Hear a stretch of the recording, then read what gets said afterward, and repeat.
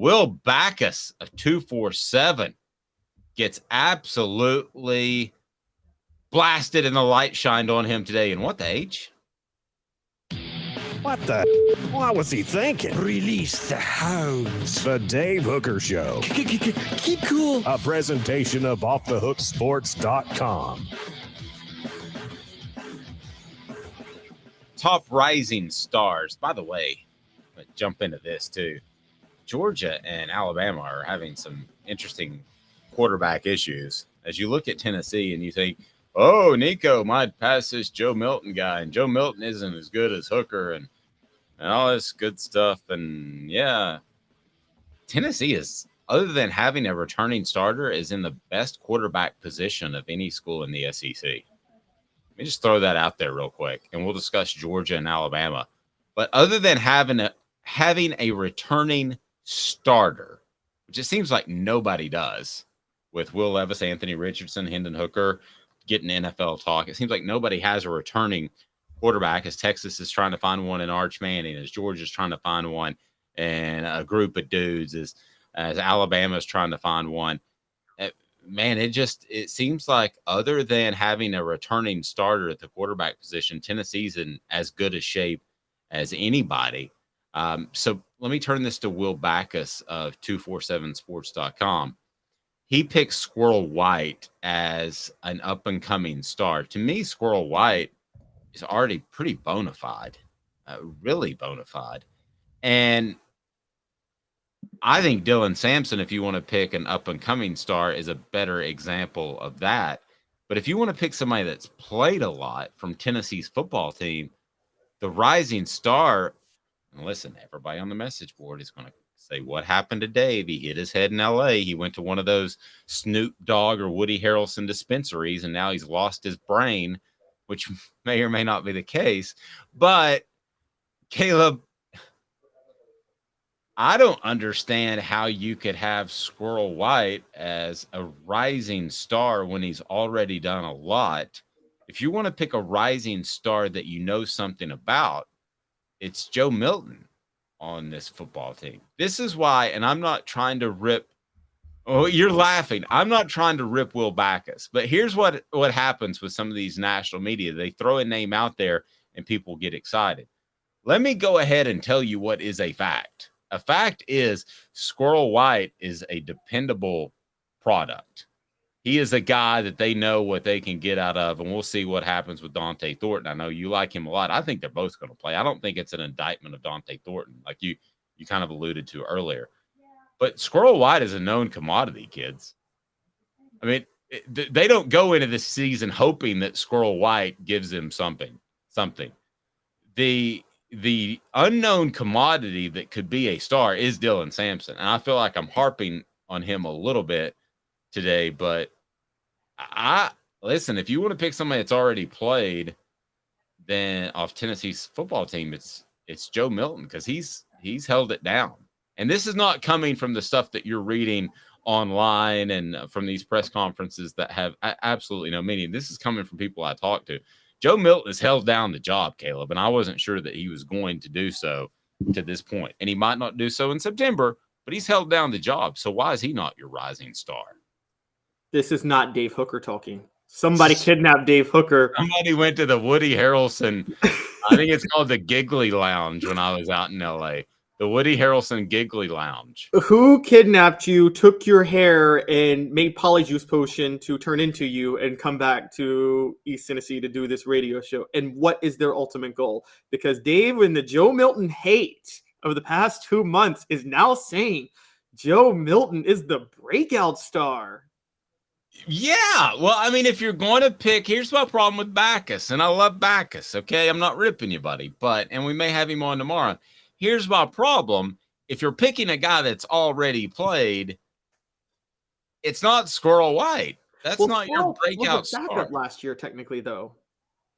Yeah, but I mean, if Jalen Hyatt's not having the year of all years, Squirrel White plays more, right? But isn't that the point, though? Like, because Jalen Hyatt's gone, Squirrel White then could have the year of all years this year. Maybe that's what he's banking on. Now, I'm with you. I don't think he will, because the offense is different this year than it was last year. There's not going to be but if anybody, the deep ball threat is still going to come from the slot, and it's still going to be Squirrel White. But okay, so let's turn this into, is Squirrel White a known commodity? Yes, I believe he is. So we'll go ahead, and that will be the header of this video. Is Squirrel White a known commodity? And I'll let Caleb write it because he's better at the SEO stuff. But he's a known commodity. Mr. Jones says no one expected T. Martin to replace Manning and go to win the national championship game in '98. Maybe Joe can be the T. Martin to Hooker's Peyton Manning. See? So that's why you take Joe Milton in a list like this. T. Martin wasn't a breakout star in 1998, though. He managed the team as the defense won. I agree. And in the spring, he was incredibly frustrated. By the way, the Celebrate 98 series is going to start before the end of the month. We're excited about that. But T. Martin that spring was incredibly frustrated because they were holding him back. He was frustrated throughout the fall. They're not going to do that with Joe Milton. They can't. That's not the way this offense is built. There's not a great enough defense to lean on. There's not a great enough running game to lean on. So that's why if you want to pick a breakout star, make it Joe Milton, because that's the guy who could win the Heisman in September or October. The guy that wins the Heisman in September, October never actually wins it. But we always say, oh, that guy, that Ron Dane of Wisconsin, boy, he's got that thing locked up in September. I mean, I don't know. Tim Tebow won the Heisman when he was a freshman. He won the Heisman his sophomore year, but he won it when he was a freshman because of all the hype. Well, but I'm just saying with the the only thing that Joe Milton doesn't have going for him is the ultimate lead in, which a lot like players have that have won it before or that have been in the running before.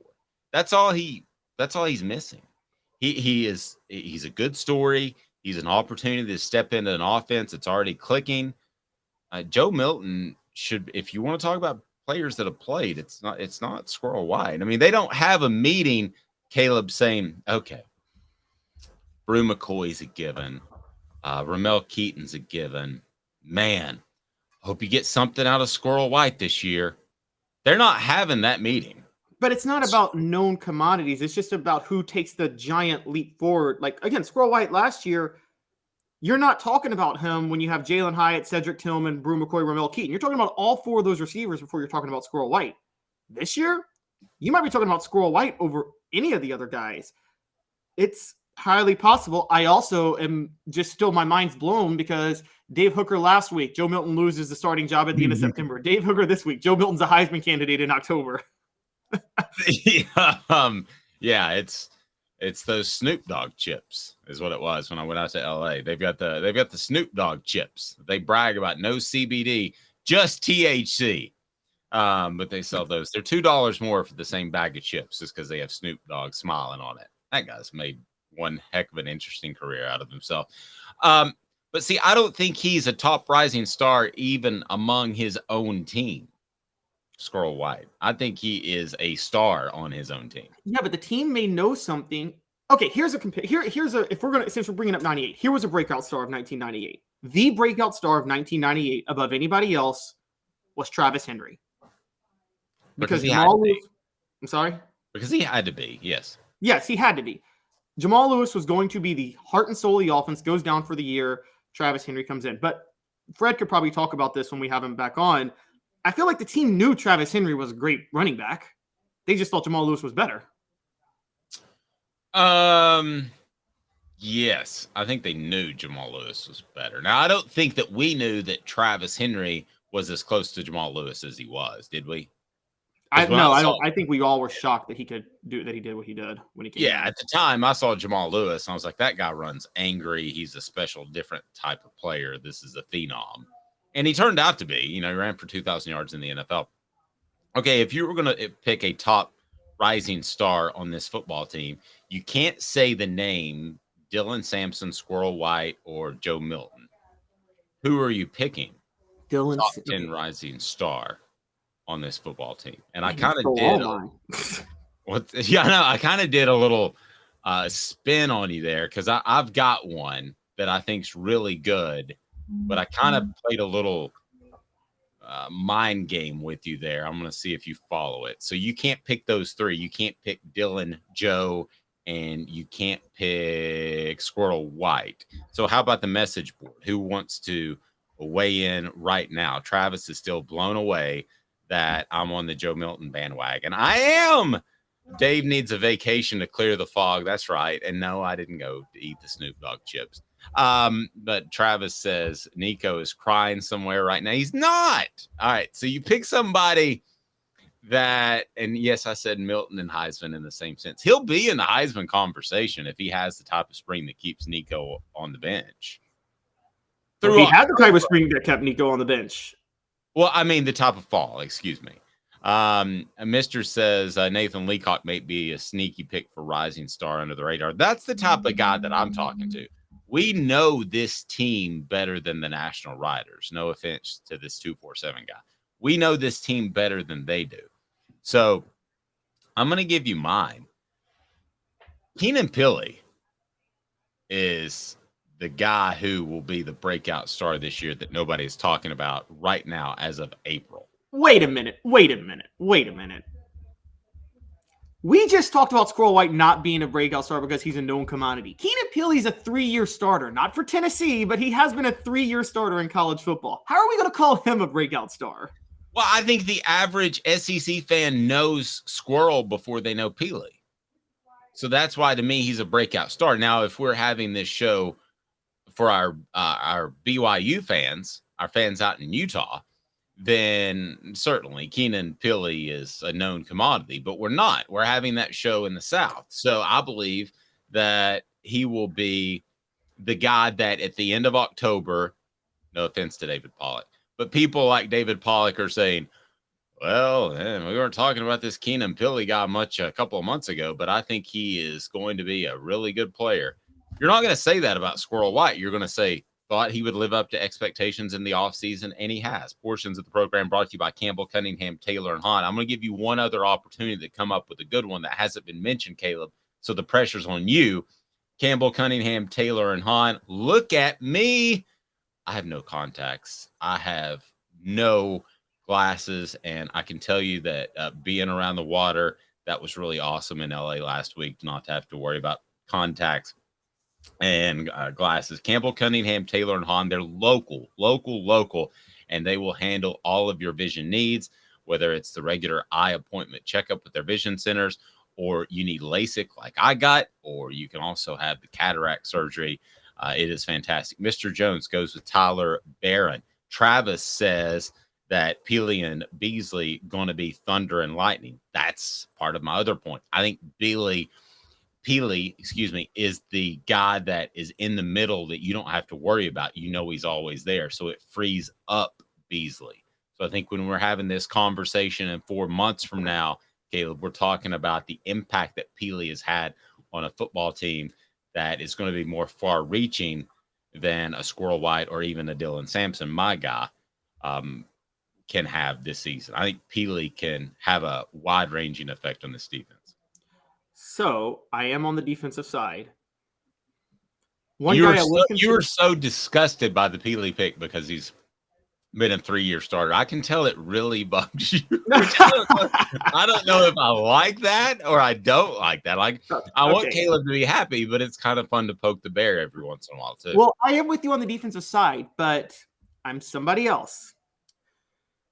And I'm going in the range that Mr. Jones is, but somebody different, because Tyler Barron is not a breakout star. He's a known commodity.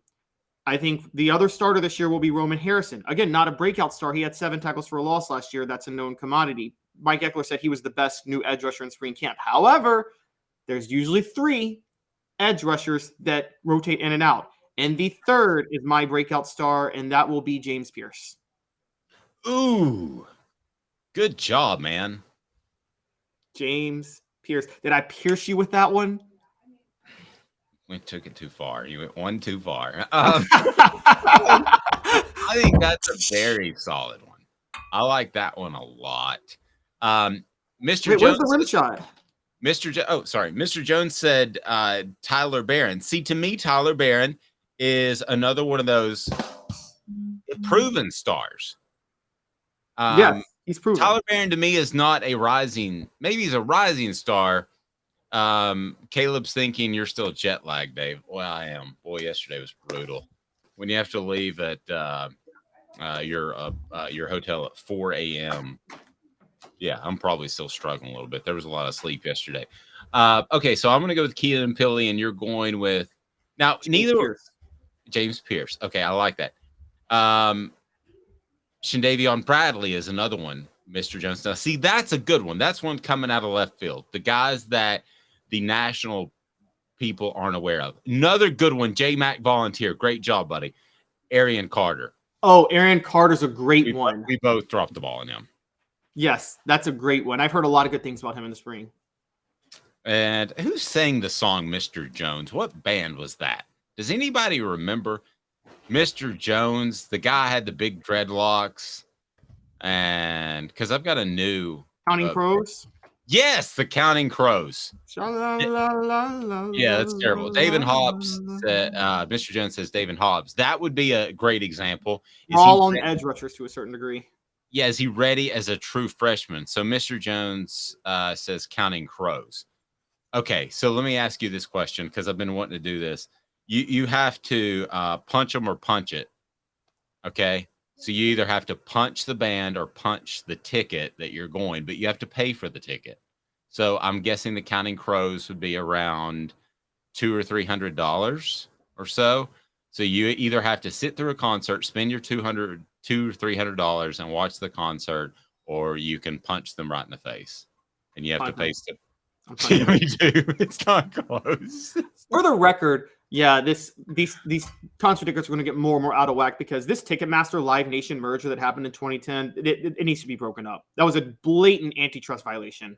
Can we start that though as punch them or punch it? So you have to punch them and face the repercussions, legal repercussions, or you punch the ticket, but you have to buy the ticket. Let's do this. Let's do it for coaches and offenses and players. Would you rather pay to see the offense live or just punch the coach who runs the offense right in the face? There's something to that. I like it, but I'm going to have to go Counting Crows, punch them.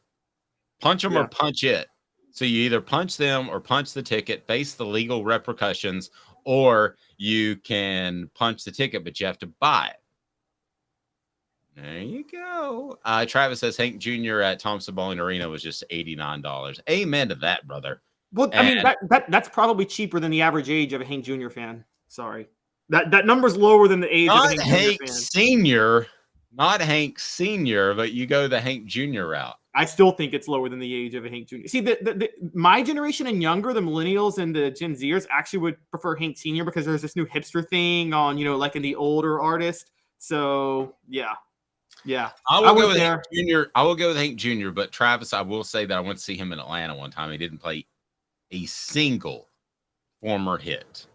Played all of his new stuff, and I didn't know any of it, and it was awful. That's what Lil Wayne does in concert. Yeah. All right. So punch him or punch it. All right. So who else? Now we're leaving off a couple of guys in Deshaun Bishop and Cameron Seldon. No, total waste. They're not going to play this year. Yeah, I tend to agree with that. Yeah. I thought there was something to them trying out at running back. No, they were this was just to keep the other running backs fresh and not play them that much. That's all that was. Which that's not unusual in spring camp. That happens an awful lot. So again, let's get your thoughts on the rising star, as Will Backus has Squirrel White a top 10 rising star. So what the H? Because to me, he is already a bona fide producer. Does he turn into a star? Perhaps. All right. So you had the list. I'm having trouble having the list come up with the other guys that are in the rising stars for players to watch. Now, a couple of things I wanted to point out as we look around the SEC. Should Georgia fans be worried? Yes. I mean, I don't think Carson Beck has grabbed onto that job based off Kirby Smart's comments, and he could be playing it close to the vest.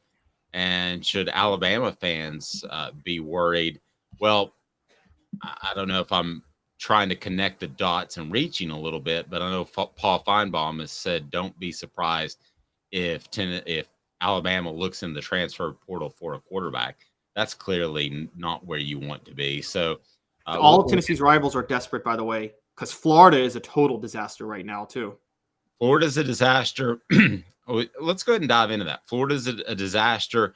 Kentucky is going to be a disaster, as I think the Blue Falcon, Mel Kiper, and the Dynamite, who is, I can't remember his name, who is the other recruiting, the NFL draft guy they have on. Todd McShay. Yeah, they're going at it over the weekend. I heard some of that while I was on the plane.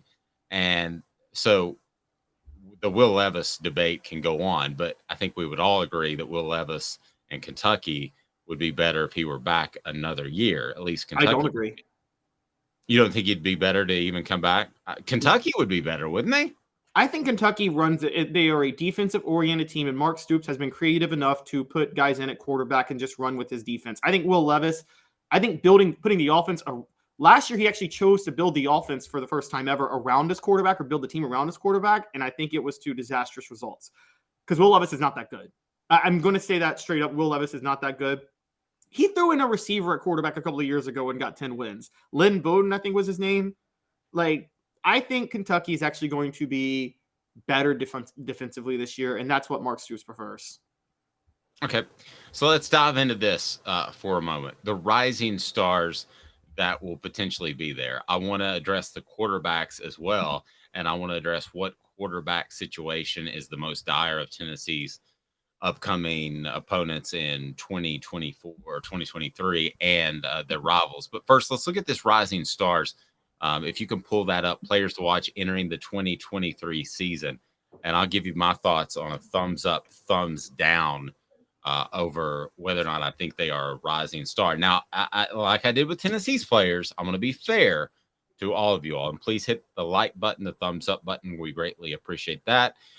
And if you haven't subscribed, do so, because the Celebrate 98 series will be off and running before the end of the month. And we're super excited about that. So let's start with the players that, if you can, Caleb, that are rising stars. I'm going to give you my thumbs up or thumbs down. All right. First of all, how do you want me to do this? Because he listed 23. Do you want me to just go to the top 10? Let's go to the top 10 or so, or through Squirrel. Where is Squirrel on this list? Squirrel's at number 7.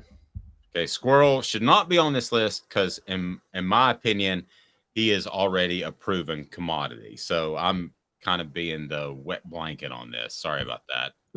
Backus. All right, I'll count down from 10 then. But David says, "Welcome back, Dave. Thank you. I appreciate it. The left coast is something to behold." All right, go ahead. All right, so number 10, defensive lineman Johnny Newton for Illinois, is considered a breakout star. But he was also considered an All-American across many services in 2022. So it's a big thumbs down. Let's move on. Okay. Mikael Williams, Georgia. Mikael Williams, what do you think? Rising star? Yes, because Nolan Smith is gone, and Nolan Smith already had a season-ending injury. But I think Mikael Williams is now firmly entrenched into this, so I could see Mikael Williams be in this defense. Yeah, rising star. I think he's a star. And you almost feel like you have to pick a Georgia defender as a rising star each and every year, right? Yeah, you do. Okay. All right. What do we got? Who's number 3 on this list? Again, I'm counting down from 10 to 1. Sorry. Sorry. Go ahead. But this one again, this throws me off. He's saying Kelvin Banks of Texas. Kelvin Banks was Big 12 Offensive Freshman of the Year. He's an offensive lineman. How do you be a rising star if you were Offensive Freshman of the Year?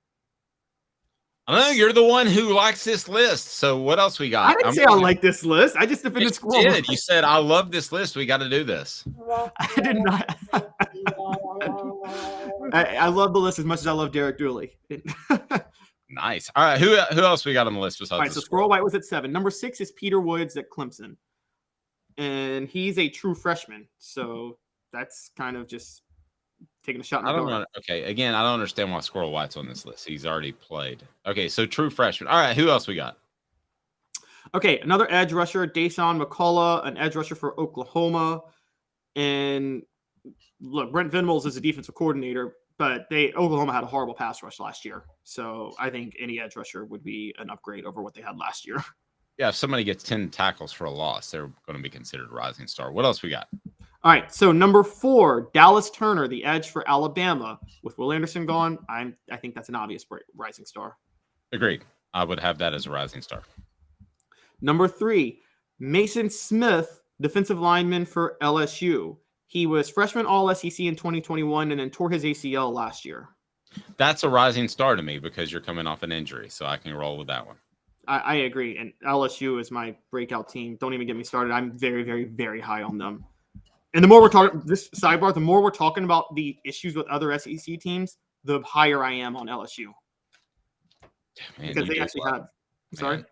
You do have some sort of weird fascination with LSU. Wind chimes give me the chills, Dave. It's Don't just do that. allowed me as a harp. All right, who else is a rising star? Nicholas Singleton, running back at Penn State. And again, 1,000-yard rusher last year. How's that a rising star? I don't know. This is your beloved list. And number 1, here's the big one. This is going to be the one that we could probably talk about the most, but Kyle McCord, the quarterback at Ohio State.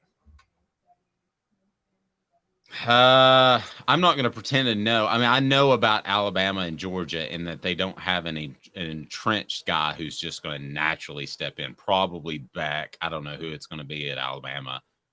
If he is the naturally entrenched starter, then I'll say rising star. But I don't know that. I'm not going to pretend to know that Ohio State is the rising star that is just waiting for a quarterback to step in with CJ Stroud gone. So if he's done his research, I'll give him that. Who else we got? That was it. That was a top 10. All right. That was the top 10 right there. Then in there. I mean, that was not apropos. You had no idea, Caleb, where this show's going now without the pressures of day-to-day spring practice and football season pressing down upon us. We're going to take shots at a bunch of SEC schools, including Tennessee, and have fans come and hate on us. That's what we're going to do. Well, yeah, but we're going to have all kinds of interesting sound effects, including the hut, hut, hut. You remember from Tecmo Bowl, or is that before your time? Oh, gosh. I know Tecmo Bowl. Yes. That's the one where Bo Jackson was unstoppable, right? Yes. And he had hut, hut, hut, and he'd say it real fast. Remember? Mm-hmm. So we gotta work that in there. All right. So rising star on Tennessee's football team. If we're taking out Dylan Sampson and we're taking out Squirrel White, I mean, I think it is Dylan Sampson, but if we went another direction, you would go James Pierce. I would go Keenan Pilley. So Tennessee picks up a big. Yeah, I'm still laughing at Keenan Pilley. I'm just giving you hell for that forever. Why is that a bad one? Rising star. Starter like last 2 years, and somehow it's going to be a rising star. In the SEC, that is a different sort of thing. David says I'm on top of my sound effects game. Thank you. You know, Kevin Durant got traded to Phoenix this year. He could be a rising newcomer for Phoenix. He could be.